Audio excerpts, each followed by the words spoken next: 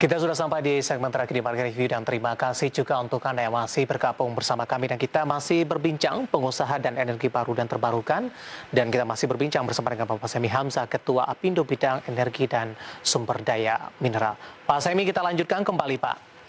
Silakan. Ya, tadi pun juga sudah Anda tekankan beberapa poin ke depannya supaya implementasi EBT ini berjalan dengan baik dari sisi konsumen, kemudian juga dari sisi para pelaku usaha, tarif, kemudian juga regulasi tumpang tindih antara pusat dan daerah, dan ada harapan baru dengan adanya Omnibus Law ini dan juga menyasar kepada energi baru dan terbarukan. Kalau kita lihat dari sisi investasi di EBT dikatakan tinggi, bagaimana para pelaku usaha melihat kondisi ini, Pak Semi?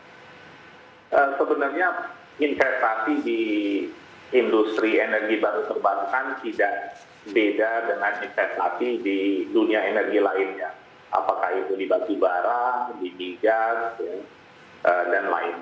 Jadi sebenarnya dari nilai investasinya tidak beda. Makanya tadi Anda benar mengatakan bahwa sekarang justru malah dengan gerakan global untuk memaksa negara-negara untuk berpindah kepada energi baru dan terbarukan, banyak sekali institusi keuangan yang menawarkan kredit untuk pengembangan proyek-proyek energi baru dan terbarukan. Jadi permasalahan investasi nilainya tidak ada masalah. Yang jadi masalah adalah payback, ya, atau pengembalian dari investasi itu sendiri. Dan itu ditentukan dengan tarif dalam hal itu. Atau ditentukan juga dengan insentif-insentif lain, apakah insentif fiskal, atau insentif subsidi, dan lain sebagainya. Nah, itu yang perlu harus kita pikirkan bersama sebenarnya. Cuman satu hal lagi mungkin yang penting saya harus katakan ya, karena jangan sampai nanti euforia tentang energi baru terbarukan ini juga mengorbankan industri fosil lainnya. Karena pemindahan yang benar yang Anda katakan tadi ya, transisi ini sangat penting. Karena kita harus menyadari bahwa industri fosil yang sekarang masih bergerak di negara kita, apakah batu bara ataupun migas, itu mempunyai makna yang besar dalam keekonomian nasional kita. Betul. Jadi transformasi ini sangat penting sekali. Transformasi seperti apa yang Anda harapkan di sini? Apakah memang peralihannya tidak begitu ekstrim begitu, secara bertahap dilakukan sehingga dari industri fosil masih terus berjalan, Pak Semi? Harus menggunakan common sense. Kalau kita lihat kan seperti yang saya katakan ya, kalau kita bicara dengan pemain-pemain fosil, apakah itu migas atau batu bara, mereka menyadari bahwa transformasi ini akan terjadi ke energi baru terbarukan. Tetapi jawabannya adalah kapan kita tidak tahu. Dan itu sudah menunjukkan bahwa tidak ada blueprint yang jelas bagaimana transformasi ini terjadi. Transformasi ini harus dilakukan dengan common sense, dalam arti kata bahwa kita harus mengantisipasi juga satu investasi, dalam arti kata pengusaha-pengusaha fosil yang tadinya bergerak di bidang fosil, bagaimana kita dapat mengakomodasikannya mereka dan mengarahkan mereka ke energi baru terbarukan. Kedua juga jangan lupa bahwa industri fosil mempekerjakan banyak sekali pekerja Indonesia yang langsung walaupun yang tidak langsung. Kita bicara soal ratusan ribu karyawan yang high skill, ya.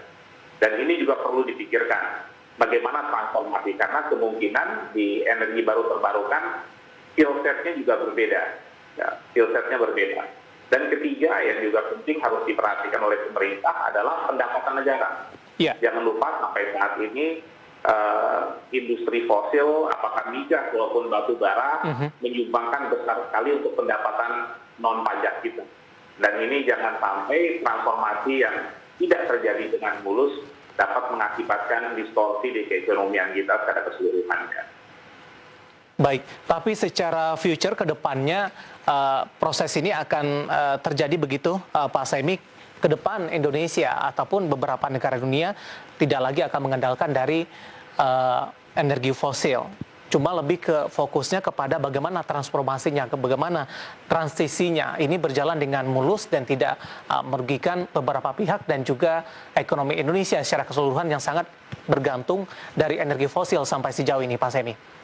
Benar sekali, benar sekali. Oleh karena itu makanya kita perlu ada duduk bersama ya, antara interdepartemen, antara pemerintah dan dunia usaha dengan pemerintah dan akademisi untuk memformulasikan transformasi ini bagaimana. Dan kita udah bicara soal transformasi ini sudah sejak dua dekade terakhir. Yeah. Dan kita tidak melihat adanya blueprint, dan ini yang harus kita pikirkan bersama. Dari beberapa sektor, Pak Semi, tadi juga saya sudah berbincang bersama dengan ekonom, untuk dari beberapa sektor ada industri, kemudian juga rumah tangga, kemudian juga dari beberapa sektor lainnya. Menurut pandangan dari pengusaha, dari sisi sektor mana ini transisi dari energi fosil ke EBT ini bisa dijalankan secara bertahap, Pak? Apakah dari kebutuhan rumah tangga ini sudah mulai berjalan sampai sejauh ini? Sebenarnya transformasi ini lebih banyak mengarah kepada dunia usaha sebenarnya. Karena distorsi itu akan terjadi apabila usaha ini dipaksakan tanpa ada transformasi atau transisi yang baik. Kalau konsumen sebenarnya kan cuma korban nantinya. Yeah. Karena konsumen hanya mengalami apa yang dihasilkan oleh usaha. Tapi kalau usaha nanti dipaksa, contoh secara tiba-tiba harus menyetop produksi batu bara atau membatasi ekspor tanpa ada rencana yang baik, ya.